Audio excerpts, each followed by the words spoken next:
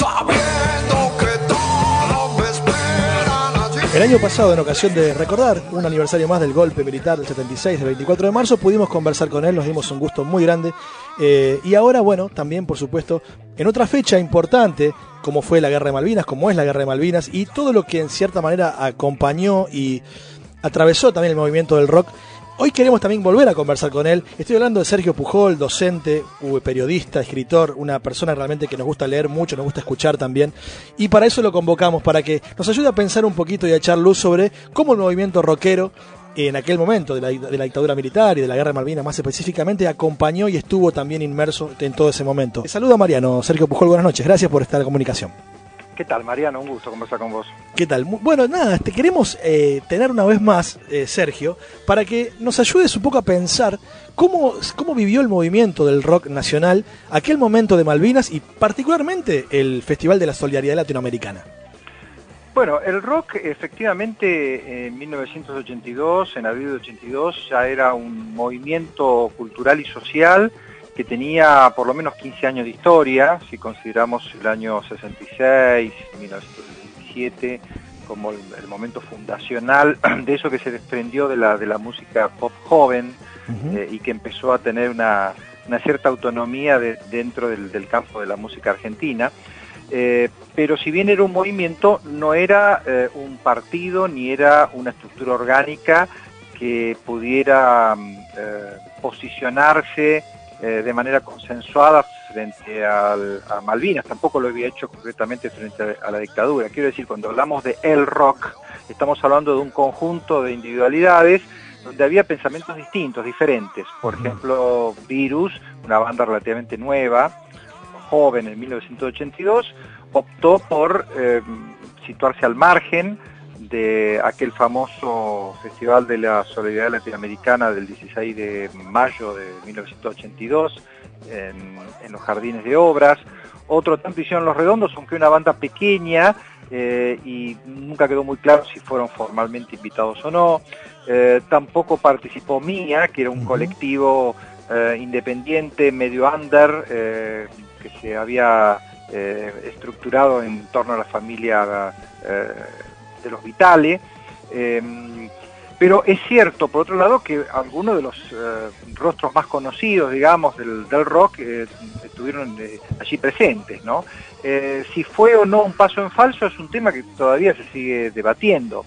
Evidentemente, todo parece indicar que lo más adecuado hubiera sido prescindir de esa participación, en todo caso manifestar el apoyo a la soberanía de Malvinas por otros medios, porque finalmente lo recaudado en ese festival, que efectivamente se promocionó desde el poder como un festival de solidaridad, no sabemos muy bien qué destino tuvo, claro. O en todo caso sospechamos que el destino que tuvo no fue el más adecuado para los fines que se había propuesto. Y por otro lado es cierto que el rock había sostenido durante muchos años, prácticamente desde sus comienzos, las banderas del pacifismo. Más aún, en los años 70 había tenido algunas controversias, algunos roces con las organizaciones armadas y con la violencia política, justamente por el tema de la violencia, y de pronto nos encontramos con el rock llenando obras para juntar dinero,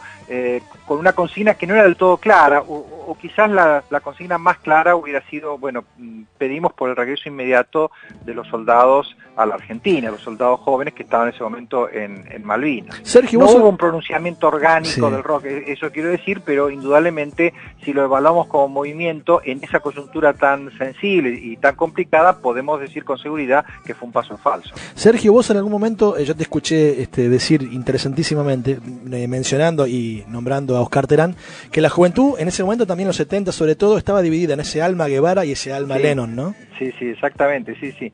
Sí, ahora lo interesante es que durante la dictadura, en cierto modo, todos se cobijan bajo el alma John Lennon, porque el alma Guevara estaba siendo sistemáticamente perseguida y exterminada.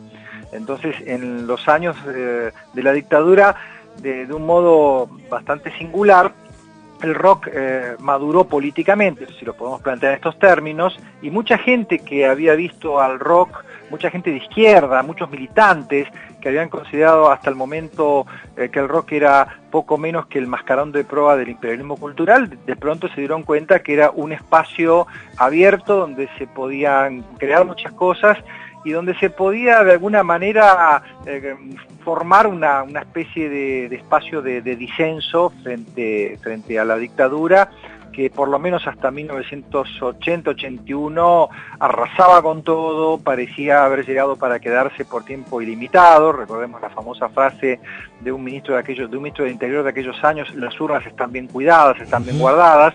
Entonces, bueno, en ese momento de verdadera desolación, en esa noche que había caído en la Argentina, el rock empezó a cargarse de un significado, un sentido que para mucha gente hasta ese momento no había tenido. Eso es lo que yo investigué en Rock y Dictadura. Me parece que más allá del episodio con el que comenzamos esta charla, que fue el Festival de Solidaridad, y una situación tan complicada como era Malvinas, ¿no?, donde era muy difícil pronunciarse en contra de la guerra sin ser tachado de vendepatria, claro, o de entreguista a la causa inglesa y al imperialismo inglés, porque finalmente Malvinas era también una rémora del antiguo imperialismo británico. Más allá de eso, es indudable que el papel que jugó en la sociedad argentina de esos años el rock fue un papel muy valioso, fue un papel muy importante, y la verdad es que le debemos mucho al rock argentino, y me parece que toda la popularidad que el rock gozó en los 80 y en los años 90, de algún modo fue una retribución por ese papel que la música joven desempeñó en esos años, ¿no? Claro. Sergio, Eduardo te habla, ¿cómo te va? ¿Qué tal, Eduardo? ¿Cómo te va? Vos sabés que, volviendo, ¿no?, mirando acá el libro que lo tenemos acá presente, Rock y Dictadura. exactamente, fue el primer libro que cuando empecé a salir con mi esposa, que ella me regaló, ¿no? Mira que bien. Marina se llama, está escuchando, así que me gustaría que le mandes un saludo. Sí, un saludo y muchas gracias. Te felicito por el buen regalo que le has hecho. Claro, ella, viste, me decía, como a mí me gustaba el rock, yo, mira, te traje este libro, y sigue siendo y se ha convertido, creo que en la lectura de muchos, lo que le gusta al rock y más lo que pasó en esa época. Sí, ¿Vos lo seguís, cierto, sí. lo seguís viendo así, de esta manera? Sí, yo lo sigo viendo así. Hace poco, mira, hace un par de días, una amiga que vive en Bahía Blanca me mandó por WhatsApp unas imágenes de alumnos de un colegio secundario que estaban trabajando este texto, es decir, que estaban abordando el tema de la dictadura militar por esta ventana que en su momento, reconozco, fue diferente, ¿no? Entrarle a la época por un tipo de enfoque que indudablemente no era el habitual cuando se aborda la problemática de la dictadura militar. Había muchos libros sobre dictadura militar, sobre política económica, sobre la represión del genocidio, sobre la historia de los movimientos de derechos humanos en esos años, pero faltaba una mirada de cotidianidad joven, ¿no? Porque finalmente lo que cuenta este libro es el transcurrir de las vidas de muchos jóvenes que vivimos en esos años, que salimos de noche en esos años, que participamos de determinados consumos culturales, que tratamos de que nuestra vida fuera lo más normal posible, aunque por supuesto no lo era, y que encontramos una llamita ahí de rebelión que al mismo tiempo nos hablaba de un pasado diferente, ¿no? Porque una de las cosas más valiosas que tuvo el rock, y al mismo tiempo paradójicas, ¿no? Porque el rock siempre fue una música, bueno, por lo menos hasta hace unas décadas, que miraba hacia el futuro, hacia adelante. En esos años el rock de algún modo cargó con la responsabilidad de mantener encendidas luces que se habían prendido en los años 60 y primera mitad de los años 70, ¿no? Claro. O sea que en realidad el discurso del rock durante la dictadura era un discurso que miraba un poco más al pasado que hacia el futuro, porque del futuro no sabíamos nada, y las especulaciones que hacíamos en ese entonces sobre el futuro eran todas muy negras, eran todas muy pesimistas, ¿no? Claro. Así que sí, efectivamente esa fue la intención del libro, y yo sigo muy conforme con el trabajo y con el proyecto de reeditarlo dentro de no mucho tiempo, y seguramente en una versión ampliada, porque es cierto que buena parte de la información que hoy está a disposición de todo el mundo todavía no estaba desclasificada cuando hice esta investigación. Esta es una investigación que requiere, por un lado, de los testimonios de quienes estuvieron activos en esos años, todas las fuentes periodísticas que hay que tomarlas con pinza, porque el periodismo estaba muy sesgado y muy vigilado, y las fuentes oficiales, que son las más complicadas, porque la dictadura tenía un enorme aparato burocrático, claro, era una dictadura autoritaria burocrática, pero los militares, antes de irse, digamos, del poder, que se fueron porque se perdió la guerra de Malvinas concretamente, más allá del rol que podían haber desempeñado los movimientos políticos y sociales y los partidos políticos, se encargó de destruir buena parte de esa información. Así que hay grandes lagunas también en esta historia, ¿no? Y una de las últimas cositas que me gustaría preguntarte como reflexión final, Sergio, es, también hubo otro hecho que fue cuanto menos absurdo, que fue la quema de discos también, ¿no? Que de artistas en inglés, y bueno, que también el posterior apertura de todos los canales de radio y emisoras del rock nacional. ¿Cómo entendés vos también eso, eso de quemar discos, porque sean ingleses, como si tuvieran la culpa los Rolling Stones, los Beatles y todo demás de lo que estaba pasando también, ¿no? Vos te referís al momento de Malvinas. De Malvinas, volviendo al tema de Malvinas. Sí. Ahí hubo realmente una especie de estado de nacionalismo muy exacerbado en toda la sociedad, digamos, ¿no?